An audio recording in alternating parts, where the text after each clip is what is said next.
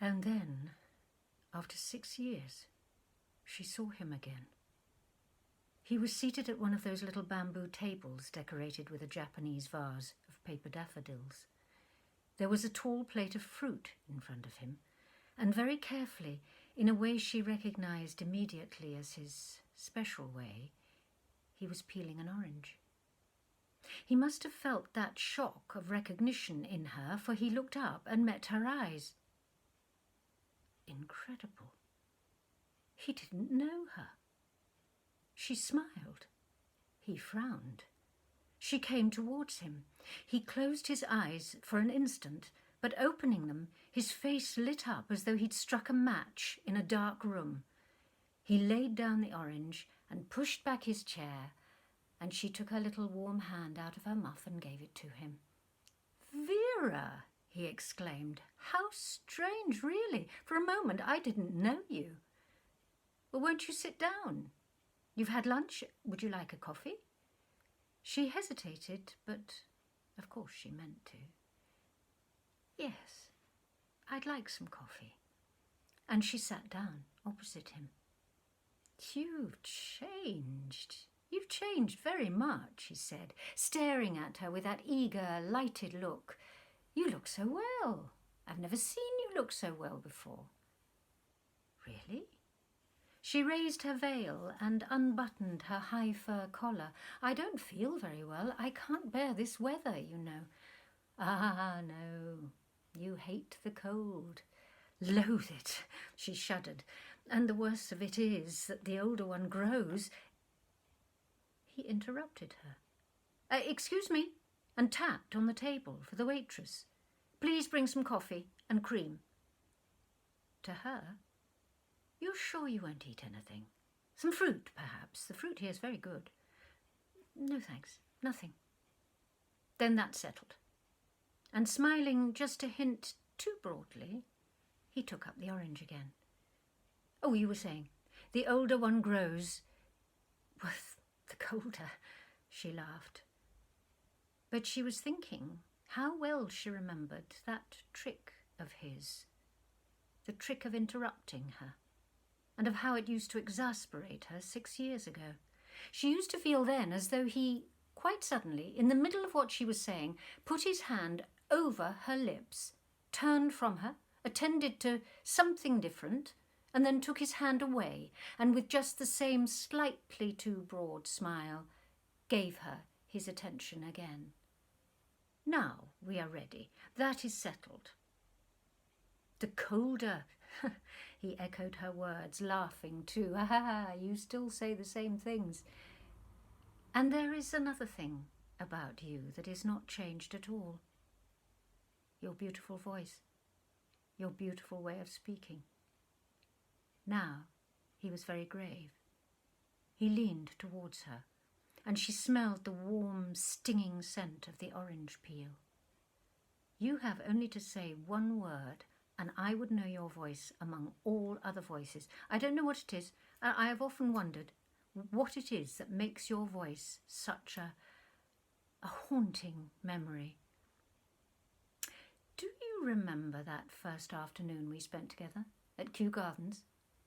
You were so surprised because I did not know the names of any flowers. I'm still just as ignorant for all you're telling me, but whenever it is very fine and warm and I see some bright colours, it's it's awfully strange. I hear your voice saying geranium, marigold, verbena.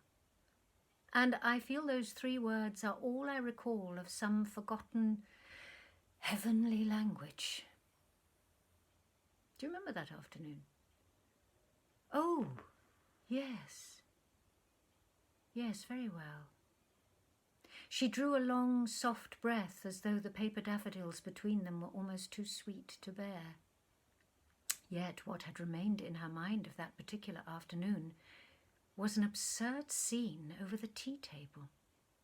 A great many people taking tea in a Chinese pagoda, and he behaving like a maniac about the wasps, waving them away, flapping at them with his straw hat, serious and infuriated out of all proportion to the occasion, and how delighted the sniggering tea drinkers had been, and how she had suffered But now, as he spoke, that memory faded.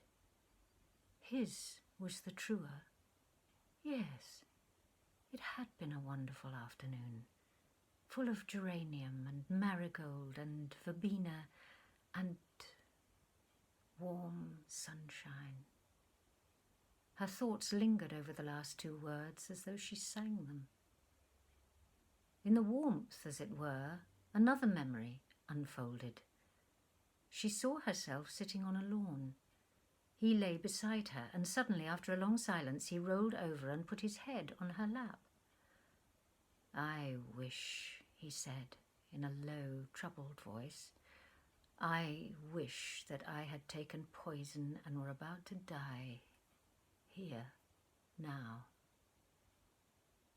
At that moment, a little girl in a white dress holding a long, dripping water lily dodged from behind a bush, stared at them, and dodged back again.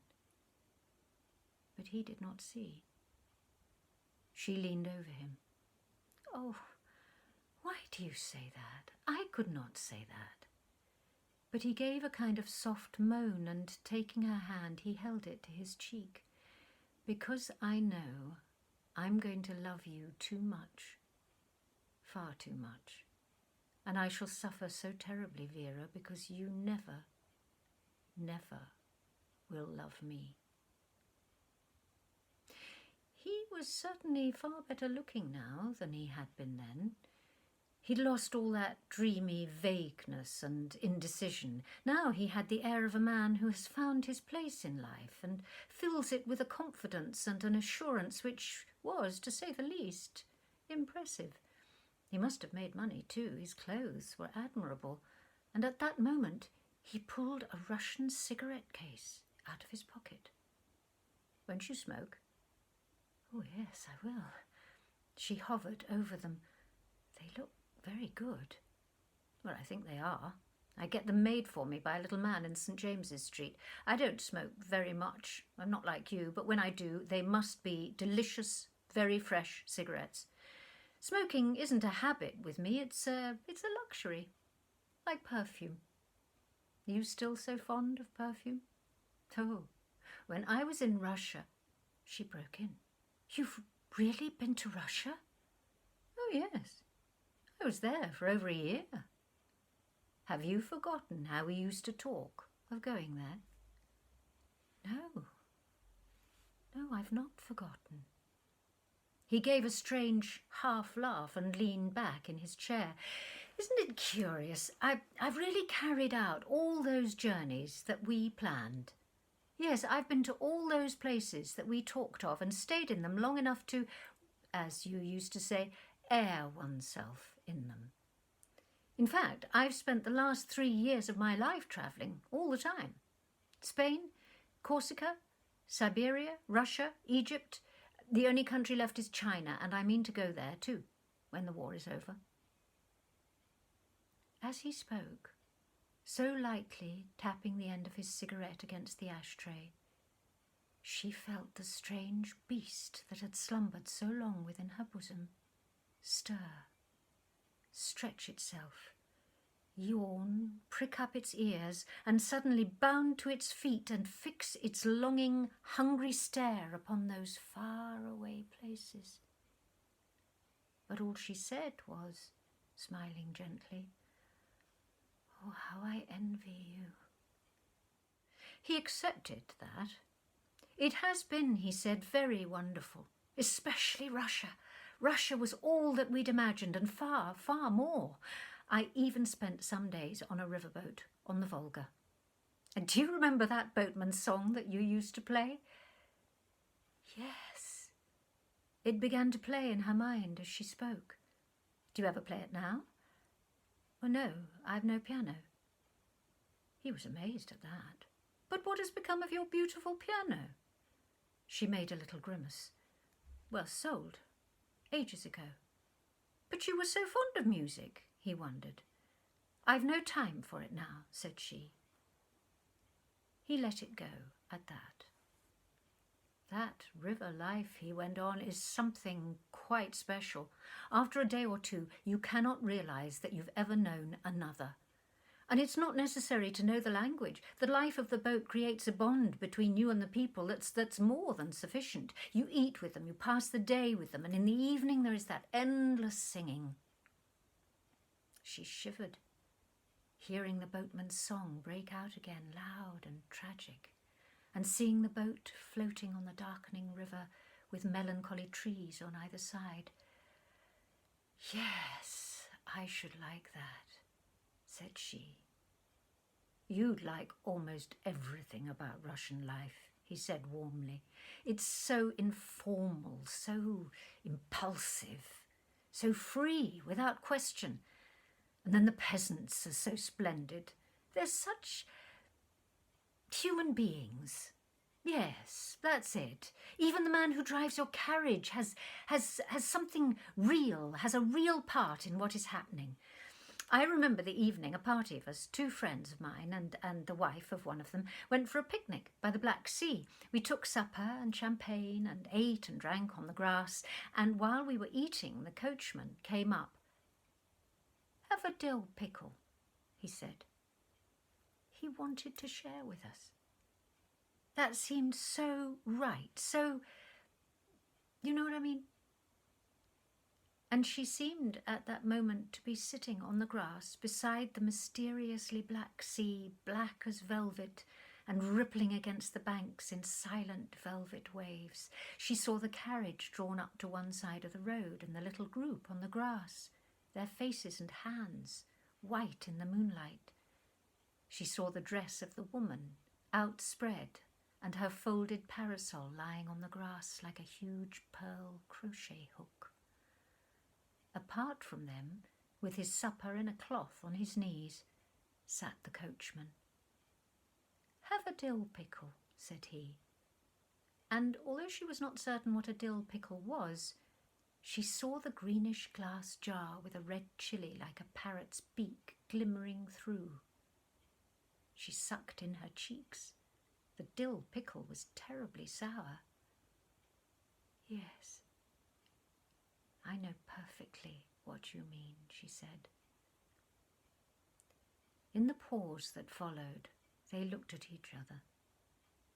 In the past, when they'd looked at each other like that, they'd felt such a boundless understanding between them that their souls had, as it were, put their arms round each other and dropped into the same sea, contented to be drowned like mournful lovers. But now, the surprising thing was, it was he who held back. He who said, "What a marvellous listener you are. When you look at me with those wild eyes, I feel that I could tell you things I would never breathe to another human being." Was there just a hint of mockery in his voice? Or was it her fancy? She could not be sure. "Before I met you," he said, "I had never spoken of myself to anybody. Oh, how well I remember one night, the night that I brought you the little Christmas tree, telling you all about my childhood, and of how I was so miserable that I ran away and lived under a cart in our yard for 2 days without being discovered. And you listened, and your eyes shone, and I felt that you'd even made the little Christmas tree listen too, as in a fairy story." But of that evening she had remembered a little pot of caviar. It had cost 7 and 6pence. He could not get over it. Think of it! A tiny jar like that costing 7 and 6pence. While she ate it, he watched her, delighted and shocked. No, really, that is eating money. You could not get 7 shillings into a little pot that size. Only to think of the profit they must make. And he had begun some immensely complicated calculations. But now, goodbye to the caviar. The Christmas tree was on the table, and the little boy lay under the cart with his head pillowed on the yard dog. The dog was called Bosun, she cried delightedly. But he did not follow. Which dog? Had you a dog? I don't remember a dog at all. No, I mean the yard dog, when you were a little boy. He laughed and snapped the cigarette case too. Was he? Do you know, I'd forgotten that. It seems such ages ago. I cannot believe that it's only 6 years. After I had recognised you today, I had to take such a leap. I had to take a leap over my whole life to get back to that time. I was such a kid then. He drummed on the table. I've often thought how I must have bored you. And now I understand so perfectly why you wrote to me, as you did, although at the time that letter nearly finished my life. I found it again the other day, and I couldn't help laughing as I read it. It was so clever. Such a true picture of me. He glanced up. Oh, you're not going? She had buttoned her collar again and drawn down her veil. Yes, I'm afraid I must, she said, and managed to smile. Now she knew he had been mocking. Oh, no, please, he pleaded. Don't go, just for a moment. And he caught up one of her gloves from the table and clutched at it as if that would hold her. I see so few people to talk to nowadays that I've turned into a sort of barbarian, he said. Have I said something to hurt you? Not a bit, she lied. But as she watched him draw her glove through his fingers, gently, her anger really did die down. And besides, at the moment he looked more like himself of 6 years ago. What I really wanted then, he said softly, was to be a sort of carpet, to make myself into a sort of carpet for you to walk on so that you need not be hurt by the sharp stones and the mud that you hated so. It was nothing more positive than that, nothing more selfish. Only I did desire eventually to turn into a magic carpet and carry you away to all those lands you longed to see. As he spoke, she lifted her head as though she drank something. The strange beast in her bosom began to purr. I felt that you were more lonely than anybody else in the world, he went on, and yet perhaps that you were the only person in the world who was really, truly alive. Born out of your time, he murmured, stroking the glove. Fated. Oh, God, what had she done? How had she dared to throw away her happiness like this? This was the only man who had ever understood her. Was it too late? Could it be too late? She was the glove that he held in his fingers. And then the fact that you had no friends and never had made friends with people. How I understood that, for neither had I. Is it just the same now? Yes, she breathed. Just the same. I am as alone as ever. So am I. He laughed gently. Just the same. Suddenly, with a quick gesture, he handed her back the glove and scraped his chair on the floor. But what seemed to me so mysterious then is perfectly plain to me now. And to you, of course.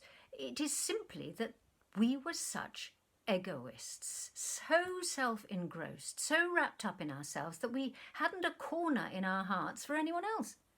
Do you know, he cried, naive and hearty and dreadfully like another side of that old self again, I began studying a mind system when I was in Russia, and I found that we were not peculiar at all. It was quite a well-known form of... She had gone. He sat there, thunderstruck, astounded beyond words. And then he asked the waitress for the bill. But the cream has not been touched, he said. Please do not charge me for it.